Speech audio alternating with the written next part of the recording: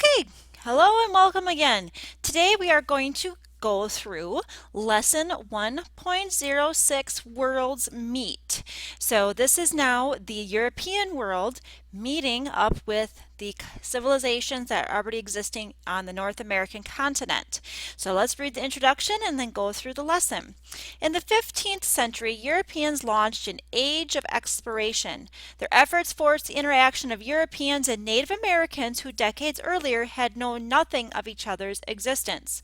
Following Christopher Columbus's voyage, Spain established a large empire in the New World. It subjugated native peoples and inaugurated the Columbian Exchange. Important word here. Columbian Exchange, an unprecedented exchange of plants, animals, diseases, and people. By the early 16th century, that's the 1500s, England's growing rivalry with Spain prompted English exploration and settlement in North America. The English would face different challenges and reap different rewards than their Spanish counterparts. Goals for this lesson. What's important to know at the end? Explain why Europeans were interested in exploration in the 14 and 1500s. Recognize the social, economic, and demographic impact of the Columbian Exchange. Describe the beginnings of African slavery in the Americas and describe the founding of Jamestown.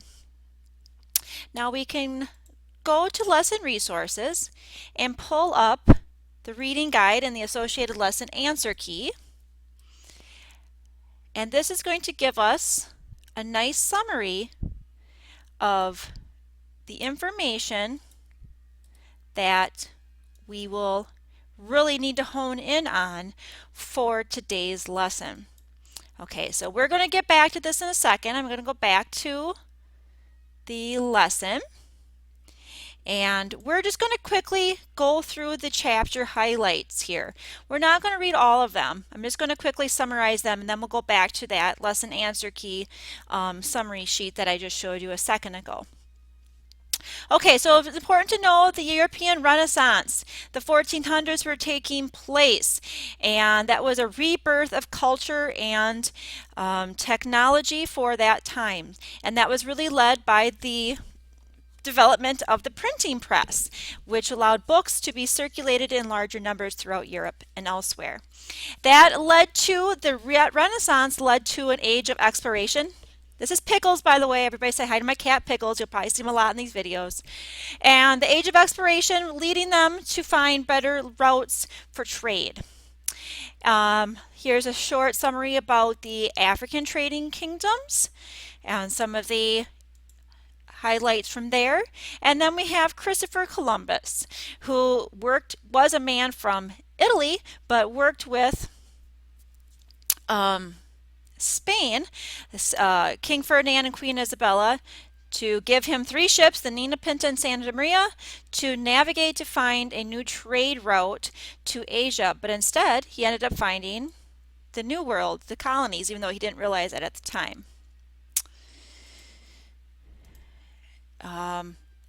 Back in Spain, Columbus received a hero's welcome and published an account of his discoveries. He made 2 more voyages and explored parts of the coastline of Central and South America. Nevertheless, he would die claiming that he had reached Asia, never knowing he had discovered a new continent. Meanwhile, his treatment of the Native Americans set a tragic pattern for the centuries to come. And then from that, we have the development of the Spanish Empire in Central and South America. And we have here the Columbian Exchange.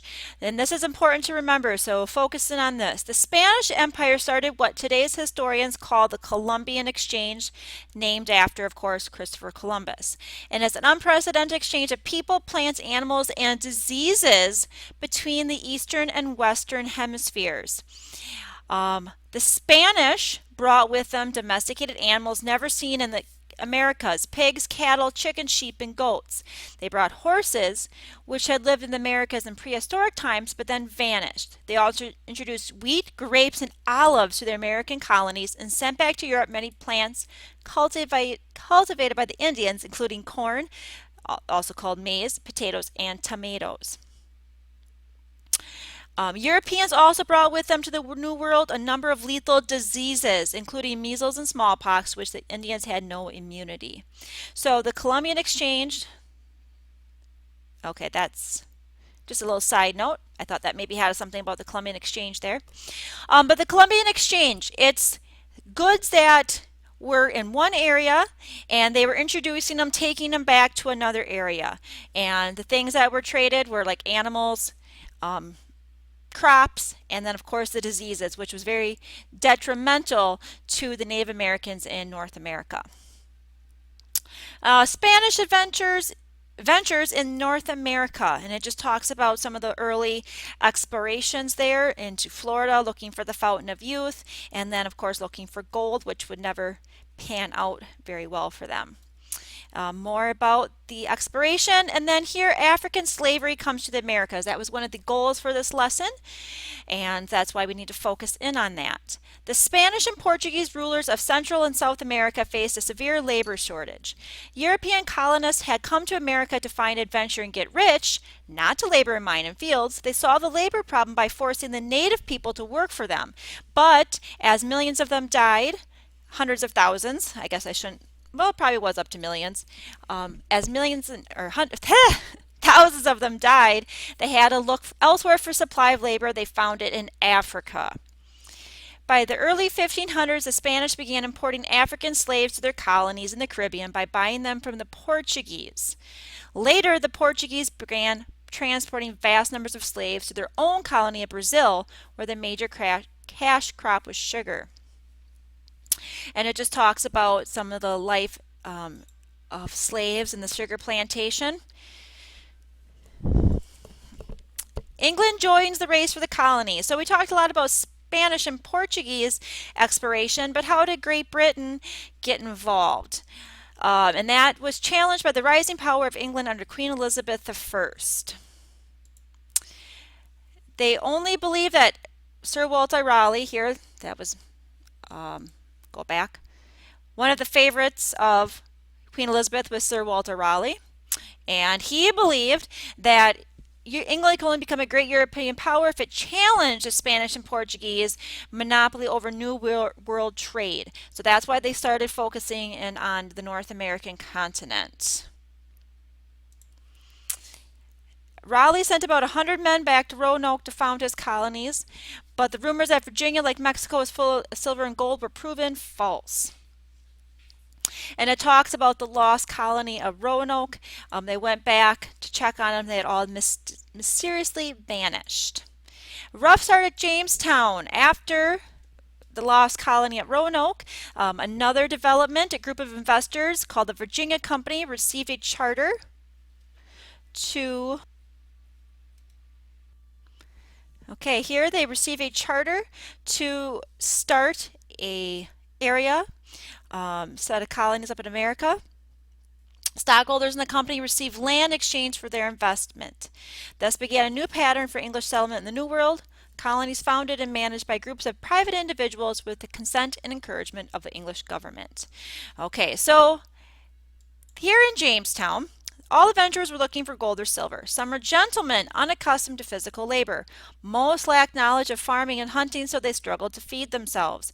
Furthermore, they had chosen an unhealthy spot for their settlement, a river bank beside a swamp with malaria-bearing mosquitoes. Soon they were dying of hunger and disease. And it became apparent that there was no gold or silver. So what were they going to do? John Smith, who became governor of the Jamestown colony, said that it's time to work if you want to eat. And they tried to maintain good relations with the local Indians. And here's where you get the story of Pocahontas that gets involved here, if you're familiar with that story of Pocahontas and John Smith. And so forth. And eventually, they found a way to make the Jamestown colony profitable. Since they didn't find the gold or silver, they started growing tobacco, a very much in demand European crop, and they started growing it in Jamestown and became a very profitable trade for the people of Jamestown colony. And here we go into slave labor again, talking about one of the outcomes, the goals for this lesson is the development of slavery in the New World. The need for labor led the Virginia Company to import large numbers of workers, usually indentured servants, poor people who paid for the transatlantic passage by paying off their debts for several years after their arrival. So starting with indentured servants and then eventually more so into slavery. And there's the chapter highlights. So let's go back to this worksheet that we had. Let me find it. Okay, the worksheet and some of the highlights from this lesson. What were three things Europeans were seeking during the Age of Exploration? Riches, knowledge, and power. The Columbian Exchange. Be familiar with that. Crops that were exported, and not only crops and animals, but also diseases. The Spanish began bringing African slaves to the Caribbean in the early 1500s, and that was to replace the Native American populations they were using for forced labor that were dying of disease. The original settlers in Jamestown were looking for gold. They had the problem that many of the colonists were not used to working. They said they must work to eat, and that led to the development of growing tobacco in that area. Two leaders of the Jamestown colony, John Smith and John Rolfe. Little information there about John Smith and John Rolfe there.